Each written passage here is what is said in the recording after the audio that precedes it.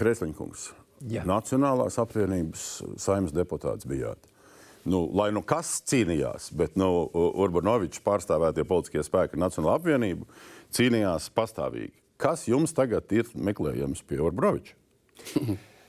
Es varu pateikt tas, ka Nacionālā apvienībā man radās tās domstarpības tajā jautājumā, kad cīnās ne par mērķiem, ko grib sasniegt, bet vairāk pret kaut ko. Tas ir tā kā būtībā. Bet šeit es paskatījos, kā saskaņa tagad, viņa izsaka, ko viņi grib sasniegt, un es esmu savu viedokli izsacījis arī rakstos un tam līdzīgi, ko es gribētu redzēt.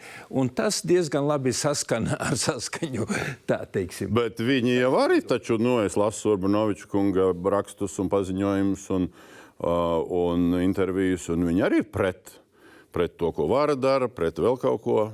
Pret jau ir jebkurš spēks pret kaut ko. Jautājums ir ne tā, ka tur ir...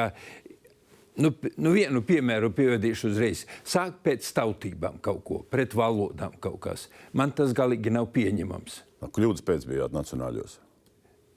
Man nav pieņemams, kad es varu pievest vienu piemēru, Jāni, īsu pievedīšu. Kad uz laukiem sēžam kopā sanākuši un tur runā krievu, latviešu, spāņu, angļu un zviedru valodā. Kas tas ir? Kad vienā pienāca cilvēks, saka, kā jūs viens otru saprotat? Mēs saprotam, ka tā ir mūsu pasaulē, ka tur ir dažādas valodas un dažādi pārstāvji. Bet kāpēc jūs, tagad publiski es redzu, ka jūs nesat iestājies Saskaņā, jūs esat centra partijas cilvēks tagad? Es esmu centra partija, es neesmu pagaidām iestājies nekādā partijā. Labi. Bet principā mani uzrunāja centra partijā, mēs pārrunājam, es paskatījos, ka tie viedokļi, ko viņi izsaka un Saskaņa, ko izsaka, sakrīt ar manu redzību. Bet iestājies nesat nekur? Ne, Labi. nekur neesmu.